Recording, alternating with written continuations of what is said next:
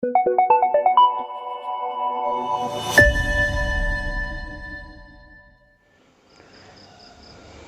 assalamualaikum warahmatullahi wabarakatuh. Salam sehat dan salam sejahtera untuk sahabat semua dimanapun berada. Jumpa lagi dengan Torangpu Channel, Dedi Istisna di channel sederhana.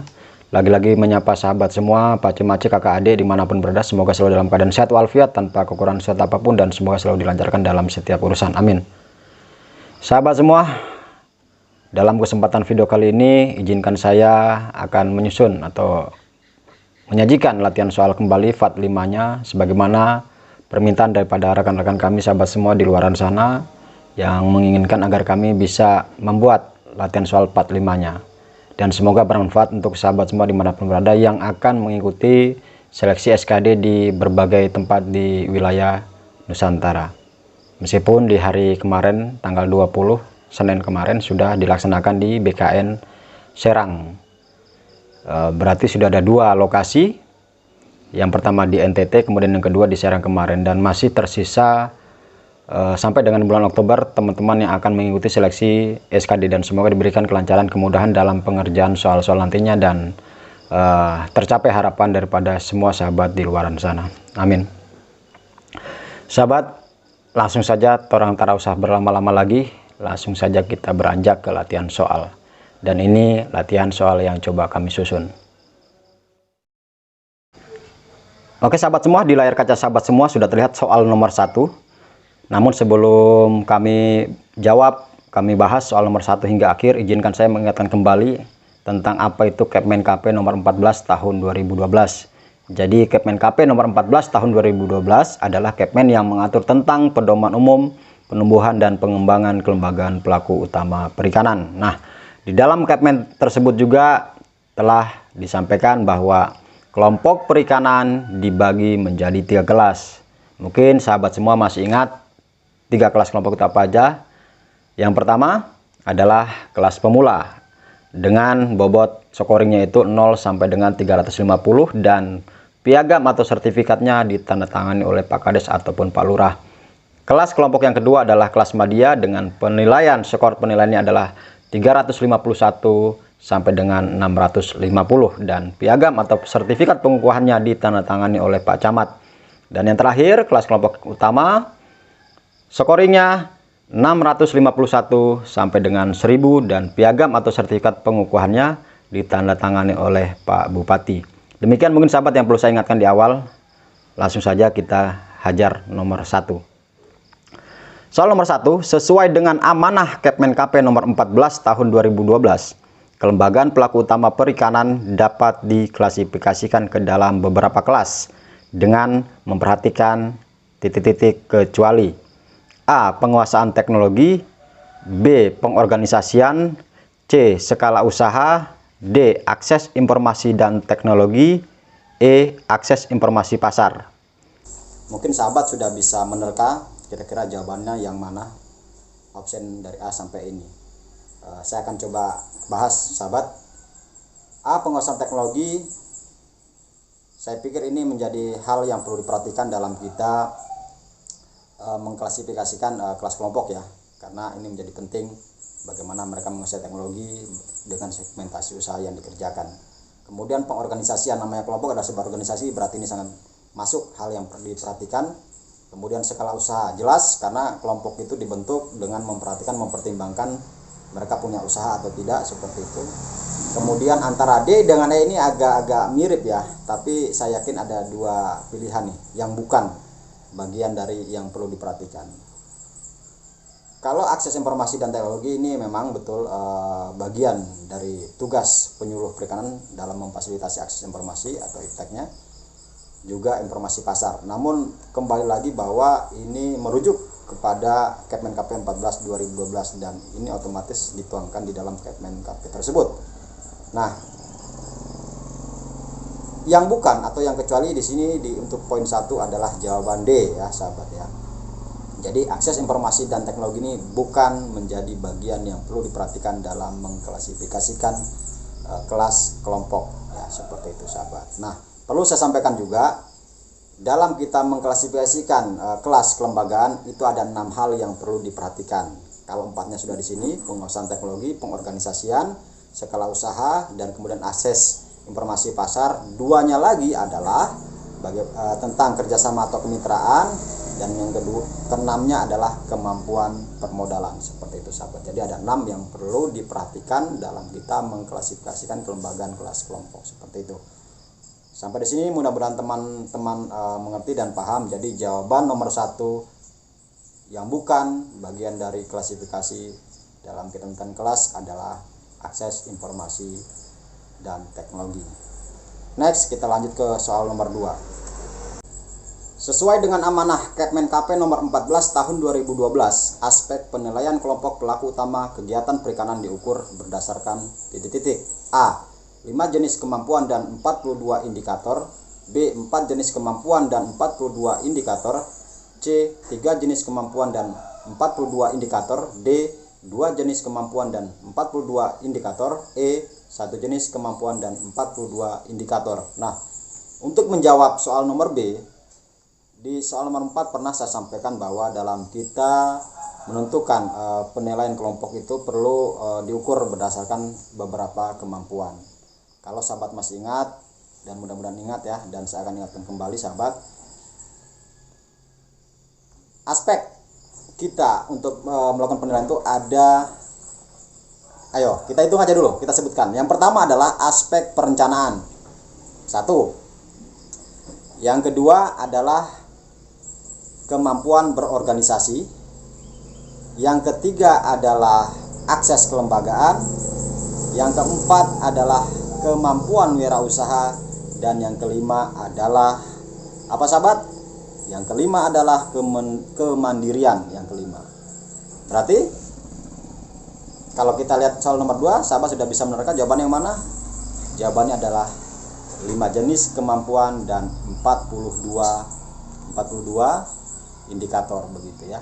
Nah, itulah komponen-komponen di dalam kita melakukan penilaian, karena ada instrumen semacam kuesioner begitu. Kemudian di situ ya memang bukan kuesioner lagi, dan memang itu sudah diatur dari Kepmen KP di lampirannya itu poin-poinnya. Seperti misalnya untuk di aspek perencanaan itu ada yang namanya maksimal itu 60 angkanya, seperti itu. Nah, jadi sahabat sudah bisa simpulkan bahwa nomor 2 itu jawabannya A, 5 jenis kemampuan dan 42 indikator. Kemampuan tersebut adalah, saya ulangi kembali, perencanaan, kemudian yang kedua adalah kemampuan berorganisasi, yang ketiga adalah akses kelembagaan, yang keempat adalah kemampuan wirausaha, dan yang kelima adalah kemandirian ya sahabat, seperti itu. Next, kita ke soal nomor 3. Penilaian kelas kelompok kelautan dan perikanan yang dilakukan oleh tim penilai yang telah ditetapkan dapat dilaksanakan titik-titik dalam setahun. Nah, poin A-nya, A minimal 1 kali, B minimal 2 kali, C minimal 3 kali, D minimal 4 kali, E minimal 5 kali. Nah, saya yakin teman-teman penyuluh perikanan dimanapun itu berada, setiap tahunnya kita punya target bagaimana kita melakukan penilaian dan peningkatan kelas. Dan di situ juga dalam kita melakukan penilaian jelas ada SK yang diterbitkan oleh baik dinas ataupun misalnya dari kecamatan, seperti itu.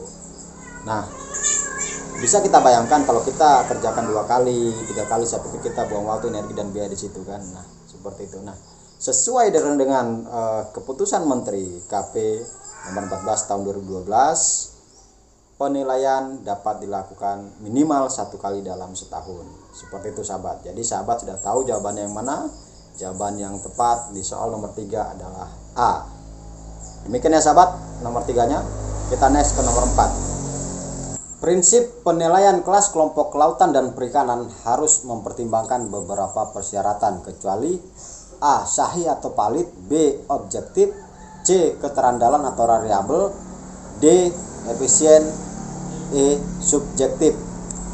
Jadi sahabat semua, perlu kami sampaikan bahwa berdasarkan Kepmen KP nomor 14 tahun 2012, dalam kita melakukan penilaian kelas kelompok ada beberapa persyaratan yang menjadi pertimbangan. Jadi ada 4 persyaratan yang menjadi pertimbangan. Apa saja itu sahabat semua? Yang pertama, persyaratan pertama adalah sahih. Sahih atau valid itu adalah kemampuan yang diukur harus disesuaikan dengan pelaksanaan fungsi kelompok. Yang kedua, syarat yang kedua adalah objektif. Jadi diukur secara transparan dan bertanggung jawab. Yang ketiga itu adalah keterandalan atau reliabel, kapanpun dimanapun pelaksanaannya menghasilkan hasil yang sama. Yang keempat, syarat yang keempat adalah efisien. Efisien ini adalah pelaksanaannya dilaksanakan secara tertib dan teratur sesuai dengan waktu yang ditetapkan. Seperti itu sahabat. Jadi nomor 4 sahabat sudah bisa menerka jawabannya, kecuali adalah subjektif atau pilihan jawaban E ya sahabat semua. Jadi subjektif ini kita tahu sama-sama bahwa hasilnya itu berdasarkan asas menduga dengan mengandalkan juga perasaan. Jadi kita tidak boleh di dalam melakukan penilaian kelas kelompok ini tidak ada boleh unsur bahwa kita ada perasaan emosional dengan kelompok, taruhlah ada sesuatu hubungan emosional, tidak boleh itu, dan kita harus lepas semua gitu. Jadi hasilnya pun nanti akan berpengaruh ke hasil. Jadi kita harus terbuka. Maka kemudian lawan kata dari subjektif adalah objektif, ya harus transparan dan bertanggung jawab. Itu sahabat poin atau jawaban nomor 4, kecuali adalah subjektif E ya. Jadi saya ulangi, ada 4 syarat yang menjadi pertimbangan. Pertama adalah sahih atau valid, kemudian yang kedua adalah objektif, keterandalan atau reliable, dan efisien. Seperti itu sahabat ya. Kita next ke nomor 5 sahabat. Aspek penilaian kelas kelompok kelautan dan perikanan diukur berdasarkan 5 jenis kemampuan kecuali. Nah di soal kedua atau keberapa tadi sudah saya sebutkan, kalau nggak salah kedua, ada 5 jenis kemampuan. Sahabat masih ingat? Jadi kemampuan yang pertama itu adalah tentang perencanaan, yang keduanya adalah tentang kemampuan berorganisasi, berikutnya adalah kemampuan wirausaha, ada akses kelembagaan dan kemandirian ya. Seperti itu sahabat. Jadi kalau kita lihat nomor 5, aspek penilaian kelas kelompok kelautan dan perikanan diukur berdasarkan 5 jenis kemampuan kecuali sahabat sudah bisa menjawab. Berarti jawaban nomor 5 adalah E ya, kemampuan menganalisis. Ini tidak ada kemampuan menganalisis. Ada juga menjadi komponen, tapi ada menganalisis pasar dan sebagainya. Tidak hanya sekedar kemampuan menganalisis begitu. Jadi poin nomor 5 kecuali itu adalah E, kemampuan menganalisis. Ada 5, saya ulangi lagi, 5 jenis kemampuan sesuai dengan Kepmen KP. Pertama adalah perencanaan, kemudian kemampuan berorganisasi, akses kelembagaan, kemampuan wirausaha, dan kemandirian ya. Ada 5 jenis kemampuan yang diukur ya, seperti itu. Jawabannya E ya sahabat, nomor 5. Next kita ke nomor 6. Penilaian kelas kelompok kelautan dan perikanan dilakukan melalui beberapa tahapan. Yaitu A. Penyuluh perikanan melakukan penilaian kelas kelompok dengan menggunakan instrumen atau belangko penilaian. B. Penilaian dilaksanakan pada pertemuan rutin kelompok. C. Penilaian dilakukan minimal 1 kali dalam setahun. D. Klasifikasi hasil penilaian ditentukan berdasarkan jumlah perolehan nilai dari setiap aspek dengan klasifikasi kelas, pemula, madya, ataupun utama. E. Semua jawaban benar. Jadi langsung saya jawab sahabat semua, ada 4 tahapan di dalam kita melakukan penilaian kelas kelompok. Jadi nomor 6 ini langsung saja sahabat saya jawab semua jawaban benar. Ini adalah 4 tahapan di dalam kita melakukan penilaian kelas kelompok. Jadi jawaban nomor 6 adalah E ya sahabat, semua jawaban benar. Kita next ke nomor 7. Warna dasar untuk piagam atau sertifikat pengukuhan kelas pemula yang ditandatangani oleh kepala desa atau lurah adalah A. Merah, B. Kuning, C. Hijau, D. Putih, E. Biru muda. Jadi sahabat semua perlu kami sampaikan, berdasarkan Kepmen KP 14 tahun 2012, warna dasar untuk piagam ataupun sertifikat pengukuhan kelas pemula itu adalah warna putih ya sahabat. Bukan warna merah, kuning, hijau di langit yang biru, bukan ya. Kalau itu warna pelangi ya, begitu sahabat. Jadi untuk kelas pemula warna dasarnya warna putih, Untuk media warna dasarnya warna kuning seperti mungkin yang baju yang kami kenakan, dan untuk kelas utama warna dasar sertifikat atau piagam pengukuhannya itu adalah warna biru muda. Demikian ya sahabat, soal nomor 7 ini menjadi catatan penting dan perlu diperhatikan, warna dasar dalam pencetakan piagam ataupun sertifikat pengukuhannya. Ada pembeda antara pemula, media, dan utama. Seperti itu sahabat, nomor 7. Kita next ke nomor 8. Nah, nomor 8 sampai sahabat sudah bisa mendebak jawabannya yang mana. Sudah saya sampaikan barusan kan. Ini ditanyakan adalah warna dasar untuk kelas media. Warna kuning ya sahabat. Jawabannya B, nomor 8. Next kita ke nomor 9. Warna dasar untuk piagam sertifikat pengukuhan kelas utama yang ditantangi oleh bupati atau wali kota adalah, sahabat sudah bisa nebak lagi pastikan. Jawabannya adalah warna biru muda. Jawabannya adalah option D ya sahabat semua. Option D. Ini sekali lagi saya tegaskan, mungkin hal sepele tapi menjadi catatan penting untuk diperhatikan dalam warna-warna dasar tadi. Saya ulangi sebelum saya next ke 10. Untuk kelas pemula itu warna putih, media itu warna kuning, dan utama warna biru muda. Sampai sini paham ya sahabat semua? Kita next ke nomor 10. Namun sebelum itu kita ngeteh dulu. Salam ngeteh untuk sahabat semua. Karena udah pagi ini jarang ya, ada kalian saya juga minum kopi, tapi kita pagi ini saya harus minum teh. Ini campur madu kelanceng ya sahabat, ini campur madu kelanceng. Kita next ke nomor 10 sahabat.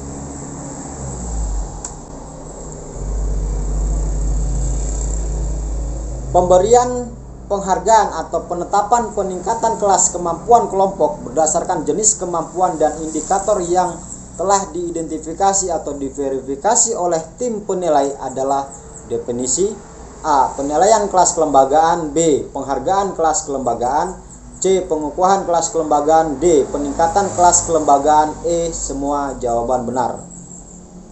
Karena ini pertanyaan definisi, tidak mungkin option A sampai ini benar semua, nggak mungkin ya, karena definisi. Jadi ada satu jawaban yang harus kita cari.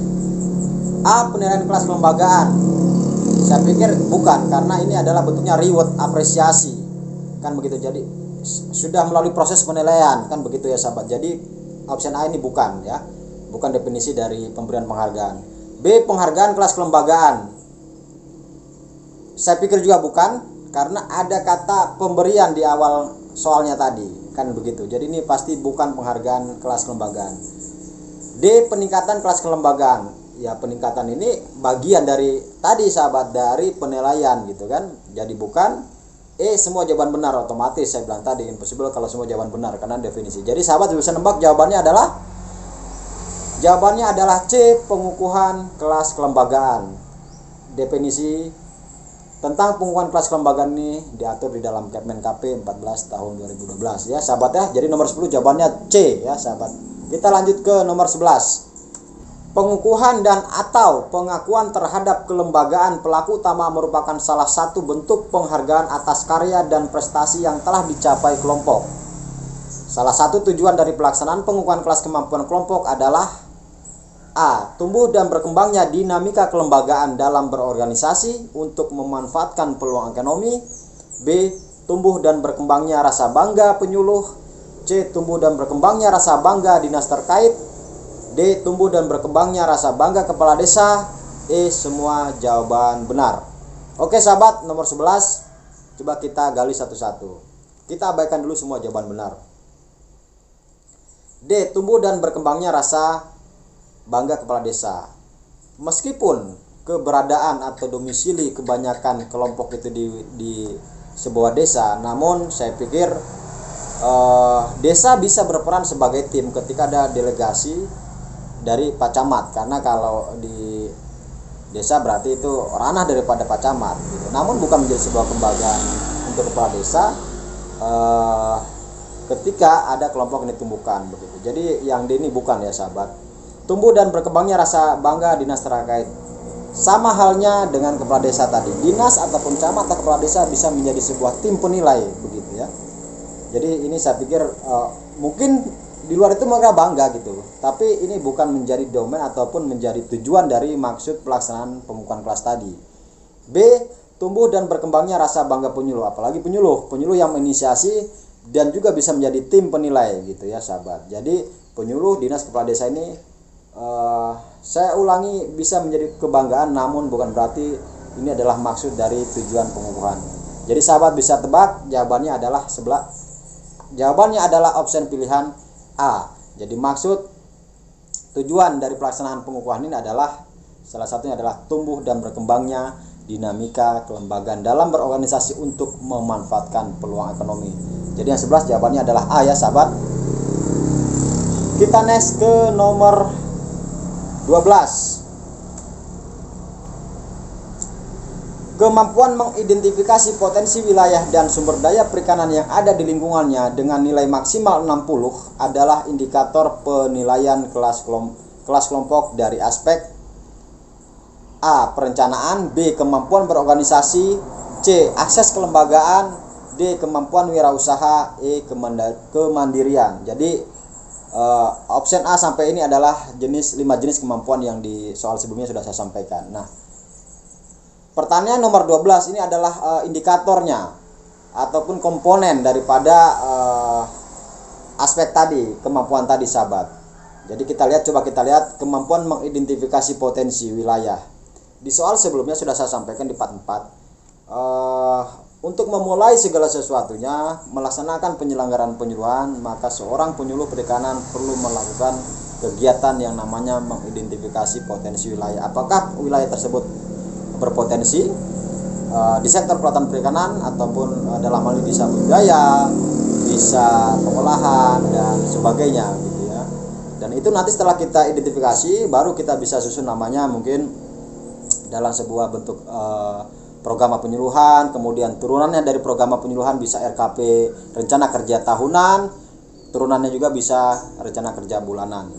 Jadi langsung saya jawab sahabat semua, nomor 12 jawabannya adalah A. Perencanaan ya. Jadi kemampuan mengidentifikasi potensi wilayah itu adalah bagian dari aspek perencanaan. A ya sahabat 12. Kita next ke nomor 13.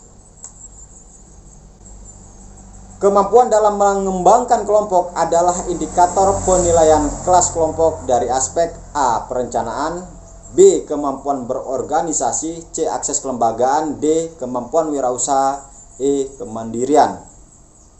Perencanaan kita abaikan karena sudah kita lalui di nomor 12. Berarti ada 4 opsi lagi yang harus kita jawab. Apakah masuk ke kemampuan berorganisasi, apakah masuk ke kemampuan wirausaha, atau akses kelembagaan dan kemandirian. Pertanyaan kemampuan dalam mengembangkan kelompok.